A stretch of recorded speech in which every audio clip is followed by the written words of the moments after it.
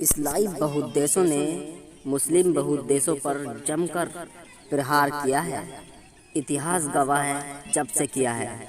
ईसाई बहुत देशों में जितना मुस्लिम बहुत लोगों का खून बहाया है, उतना मुस्लिम बहुत देशों ने किसी और धर्म के लोगों ने नहीं बहाया है।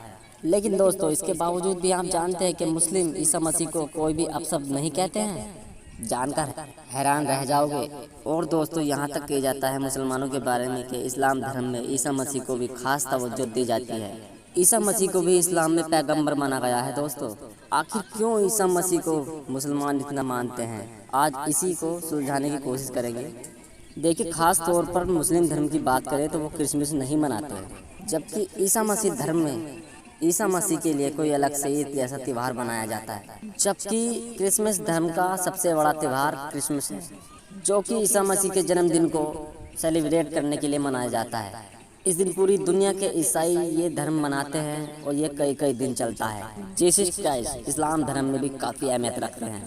इस्लाम की पवित्र किताब कुरान में भी जीसस और मैरी का भी कई बार जिक्र किया गया है। दोस्तों, ये बात सोचकर दंग रह जाओ कि इस्लाम धर्म कभी भी ईसा मसीह का जन्म नहीं मनाता है, जीसस की इज्जत जरूर करता है। मुसलमानों की नज़र में ईसा मसीह ही एक पैगंबर है। जी हाँ, आपने सही सुना। और ये मान्यता उनके मजहब का एक अहम हिस्सा है। ईसा मसीह को कुरान में इस शख्सियत से देखा गया है कि मसीह पैगंबर से पहले आए थे। ये बात भी कम दिलचस्प नहीं है कि इस्लाम की पवित्र किताब में एक महिला का काफ़ी बार जिक्र है, और वो है क्रिश्चियन की मैरी, जिन्हें अरबी ज़ुबान में मरियम कहा जाता है। दोस्तों, मदर मैरी को अरबी में मरियम कहा जाता है और जीसस को ईसा अलैहिस्सलाम। कुरान में किसी महिला पर पूरा चैप्टर है तो वो मरियम पर ही है।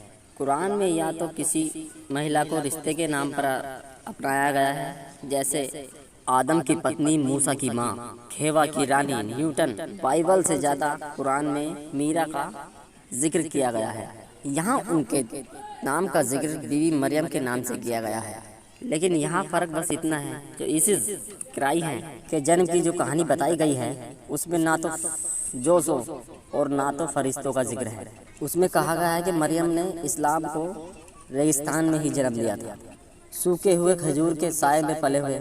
और जब वो भूख प्यास से बहुत ज़्यादा परेशान थी तो एक फरिश्ता आया, उनसे कहा कि खजूर के पेड़ से पैर लगाओ। फिर क्या हुआ, एक चमत्कार हुआ और उनके खाने के लिए खजूर नीचे आ गिरे। उनके कदमों के नीचे पानी का फुव्वारा निकल आया, जिसमें बीवी मरियम ने अपनी प्यास बुझाई, खजूरों का खाकर अपनी भूख प्यास दोनों मिटाई। और जब कुंवारी मरियम छोटे से ईसा को लोगों के सामने लेके आती है, वे लोग मरियम पर तरह तरह के ताने कसते हैं और इल्ज़ाम लगा देते हैं कि इसकी तो शादी भी नहीं हुई, इसके पास बच्चा कैसे आया। इस पर मरियम ईसा की तरफ इशारा करती है और कहती है कि आप जो भी सवाल हैं वो आप इस बच्चे से ही पूछ लीजिए।